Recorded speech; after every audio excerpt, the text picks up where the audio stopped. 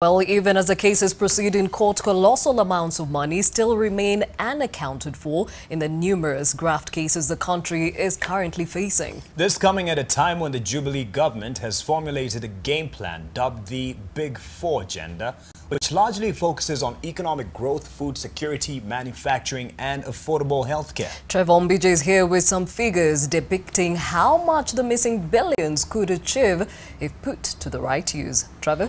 Well, thanks, Mark and Gladys. It's easy to understand. This is the confirmed figure there. We're talking about 8 billion shillings. That's a confirmed figure that the DCI and the DPP confirmed that the people are facing charges towards. Now, let's break this down into the Big Four agenda like you mentioned earlier on. And first of all, one of them was food security. One of the other issues under that is the Galana Kulalu, which is about 10,000 acres model farm. The budget for that entire project was 7 billion shillings. So the 8 billion shillings that was stolen could actually fund it and you'd still have some change.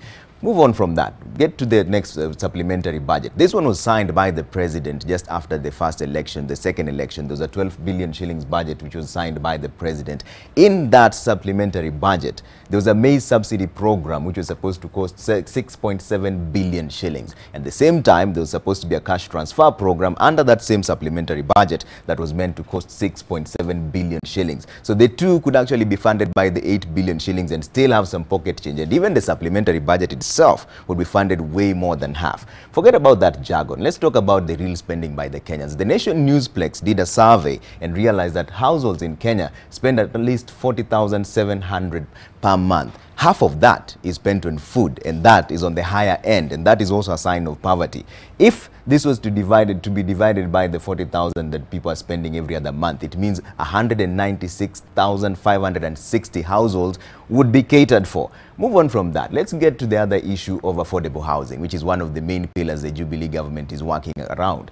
In that particular idea, they're supposed to have 500,000 affordable houses in all the major cities at a cost of between 1 million to 1.5 million. The Mavoko sub-county housing pilot project in itself, which is targeting to have at least 8,000 houses, would have been completely funded by the 8 billion shillings that has now been stolen, so to speak. And that project would be on its way right now, completely funded by the $8 billion. Move on from that. Let's talk about other issues of the county revenue allocation. There's manufacturing and job creation as well, and also healthcare.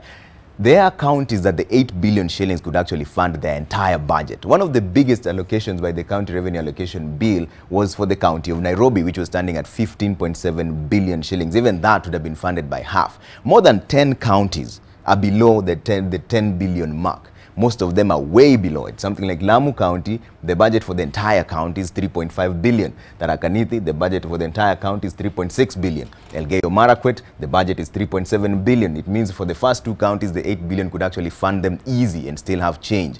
Even for Nairobi, that has the biggest share of the revenue allocation, which is 15.7 billion, more than half of that could still be funded. Imagine how much that would go in terms of healthcare and achieving every dream that the Jubilee government has. But that's not to be. The 8 billion shillings is missing. That's a figure.